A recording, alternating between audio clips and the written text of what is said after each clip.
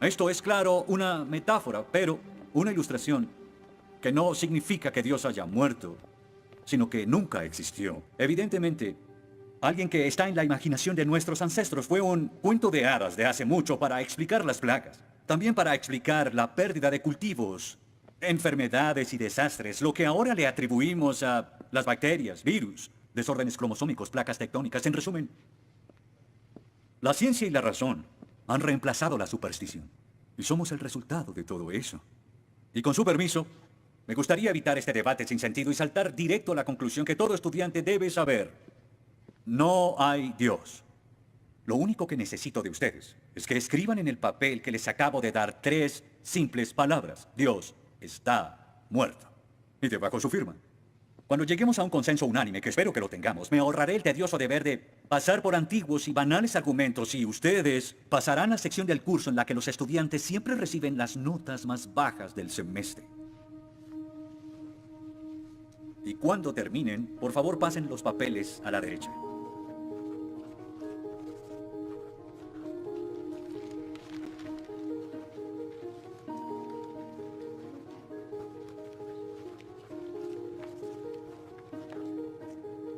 Gracias.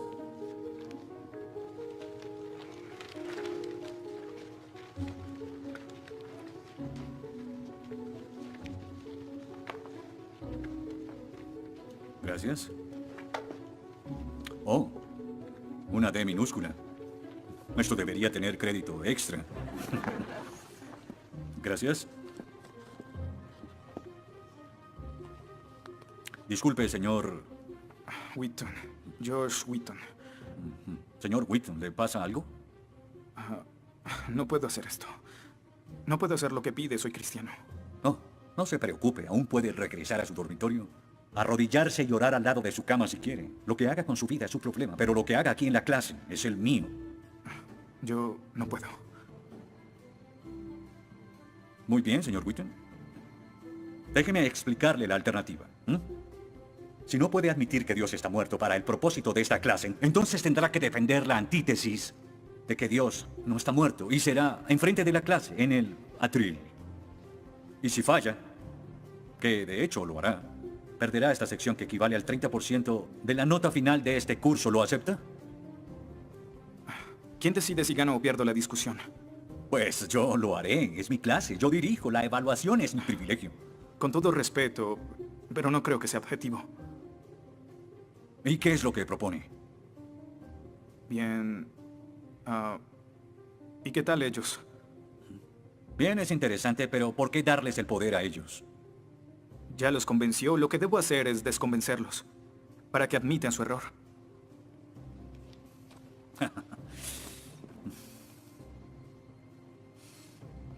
Bien. Señor Wheaton, tendrá 3 sesiones los últimos 20 minutos de las próximas 3 clases para que exponga su punto. Le prometo que haré las menores interrupciones posibles. Puede pedir lo que quiera en la clase, pero no le daré más tiempo. Claro, será responsable con las otras tareas de la clase, pero puede cambiar de opinión y traer la hoja firmada. La próxima clase y seguiremos como si nada hubiera pasado.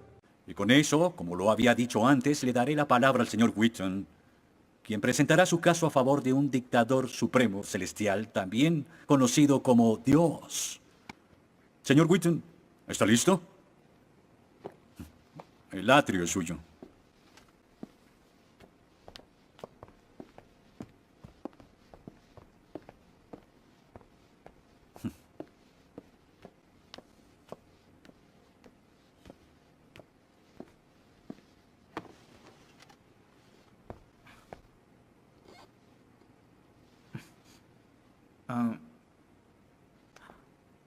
Los ateos dicen que nadie puede probar la existencia de Dios, y tienen razón. Pero yo digo que nadie puede refutar que Dios existe.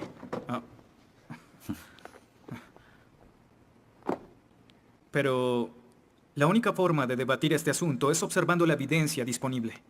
Y es lo que vamos a hacer. Pondremos a Dios en un juicio, con el profesor Radisson como fiscal y yo como el abogado defensor, y ustedes como el jurado.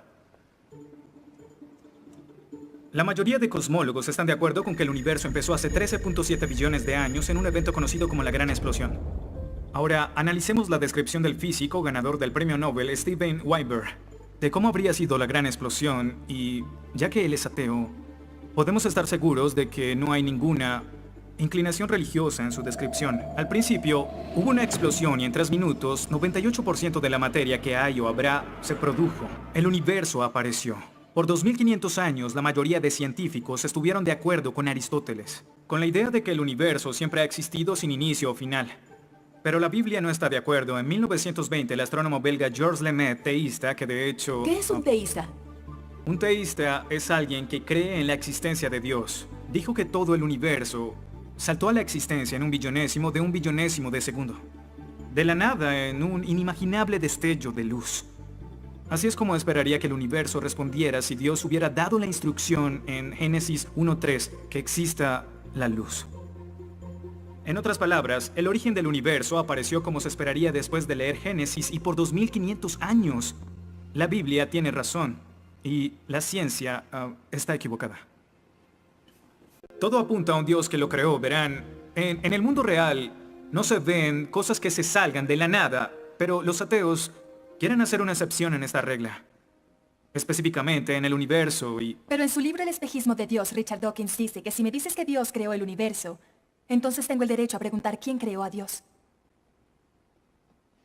La pregunta de Dawkins solo tiene sentido en términos de un Dios que ha sido creado. No tiene sentido en términos de un Dios no creado. ¿Qué es la clase de Dios en el que creen? Incluso dejando a Dios fuera de la ecuación, tengo el derecho de devolverle la pregunta al señor Dawkins y decir, si el universo te creó, ¿quién creó el universo? Ven, tanto teístas como ateos están agobiados por contestar la misma pregunta de cómo iniciaron las cosas. Lo que espero que entiendan de esto es que no hay que cometer suicidio intelectual para creer en un creador tras la creación y en la medida que descarten a Dios, se verán obligados a encontrar una increíble explicación de cómo las cosas iniciaron.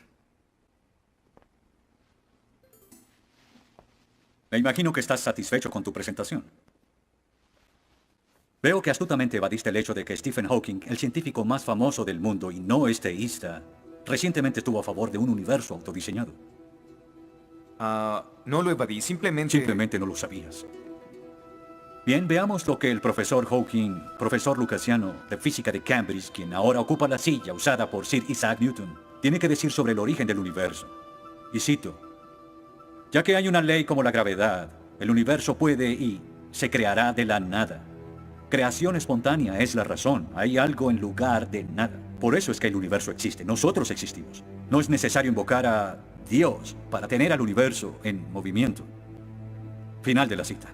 Nunca ibas a mencionar su comentario, pero su opinión se mantiene. ¿Mm? ¿Qué respondes?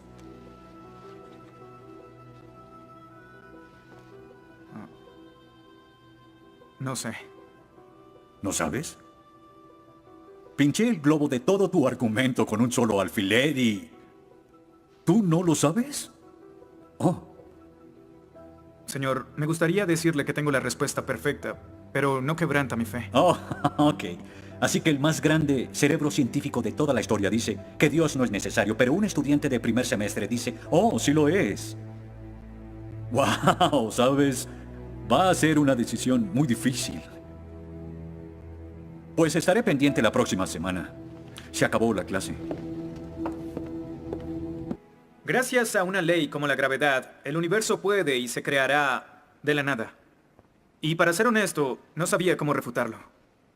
Después de todo, es cierto que Hawking es un genio. Pero el profesor John Lennox, quien enseña matemáticas y filosofía, ha demostrado que no hay ni uno, ni dos, sino 3 errores de lógica en esa simple frase y se reduce a un razonamiento circular. Hawking básicamente está diciendo que el universo existe porque necesitaba existir, y como el universo necesitaba existir, se creó a sí mismo. Es como si les dijera que la carne enlatada es la mejor que haya existido porque en toda la historia no hay comida que sea mejor. Quizá me vean extraño y les digo que nunca he probado nada más. Y tienen razón, lo estoy ratificando. Pero cuando Hawking afirma que el universo se creó a sí mismo porque así debía ser, y luego dice que tiene una explicación de cómo y por qué fue creado, no reconocemos que está haciendo lo mismo. Pero así es. Continuando con Lennox, sandeces se quedan en sandeces, aunque sean dichas por un famoso científico. Y el público asuma que son declaraciones de la Este es ciencia. el tope de la arrogancia. ¿Me estás diciendo que tú, un estudiante, afirma que Stephen Hawking está mal? ¿No? Lo que digo es que John Lennox, profesor de matemáticas y filosofía, encontró que las razones del profesor Hawking son incorrectas. Y si no soporta mi desacuerdo con Hawking, le sugiero que vaya a la página 5 de su libro, en donde insiste en que la filosofía está muerta. Y si está tan seguro de la infalibilidad de Hawking y la filosofía realmente está muerta, entonces no hay necesidad de esta clase.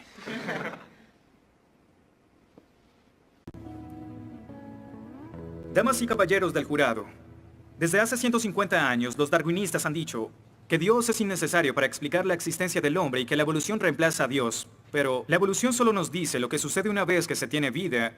Así que ¿de dónde viene ese algo que tiene vida? Darwin nunca lo dijo, quizás supuso que un rayo cayó en una piscina con los químicos correctos. Lotería, un ser vivo. Pero no es tan simple. Verán, Darwin afirma que el ancestro de todas las cosas vivientes vino de una sola cosa. Un organismo simple que se reprodujo y se modificó con el tiempo en una forma de vida más compleja. Por eso es que después de contemplar su propia teoría, Darwin pronunció su famosa declaración: Natura non fucking saltum, lo que significa la naturaleza no salta.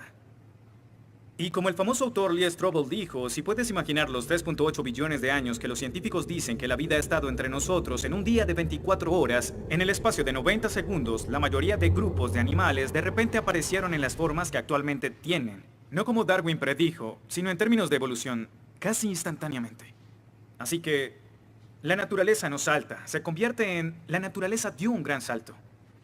¿Cómo los deístas explican tanta información biológica? Y Dios dijo, que las aguas se llenen de seres vivientes y que vuelen aves sobre la tierra en la expansión de los cielos. Dios creó los monstruos marinos, los diversos seres vivientes que llenan las aguas y todas las especies de aves.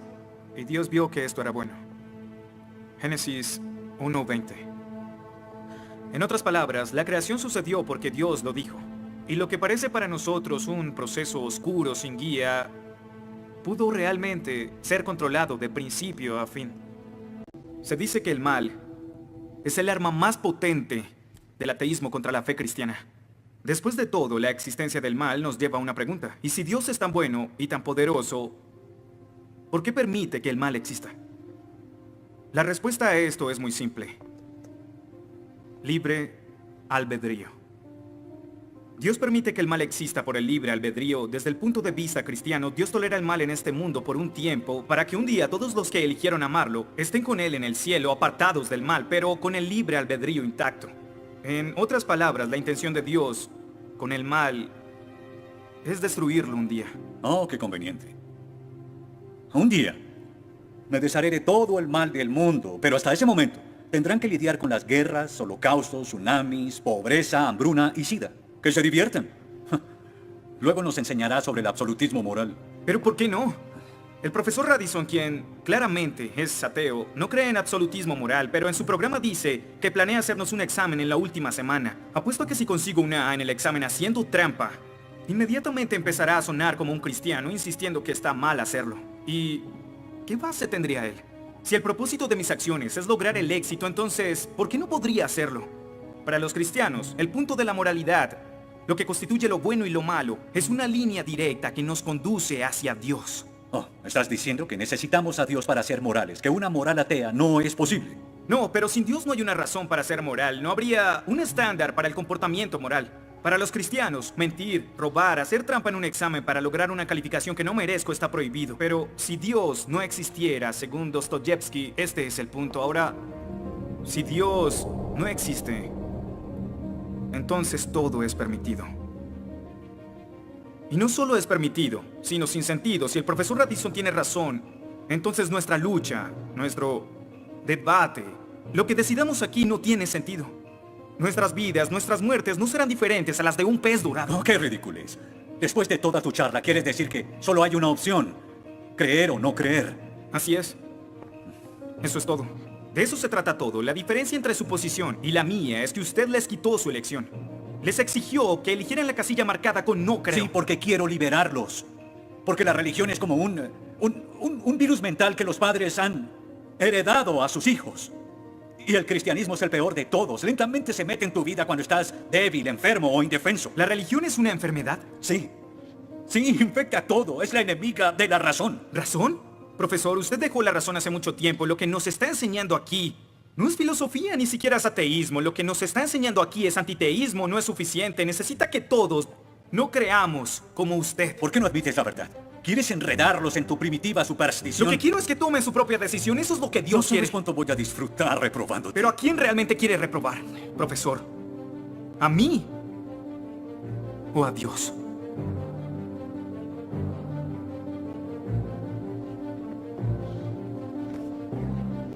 ¿Odia a Dios?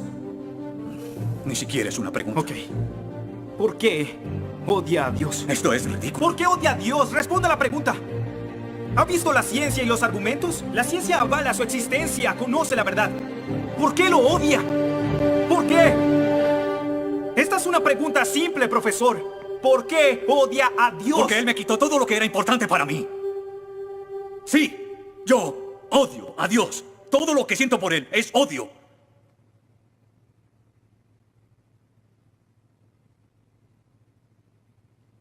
¿Cómo puede odiar a Dios si no existe?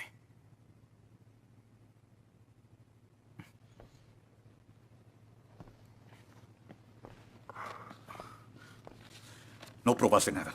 Quizá no. Ellos deben elegir.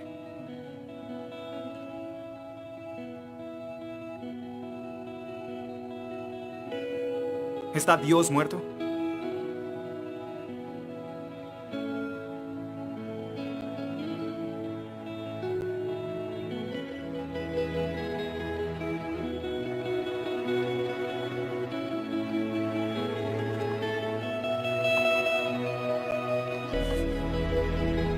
Dios no está muerto. Dios no está muerto. Dios no está muerto. Dios no está muerto. Dios no está muerto. Dios no está muerto. Dios no está muerto. Dios no está muerto. Dios no está muerto.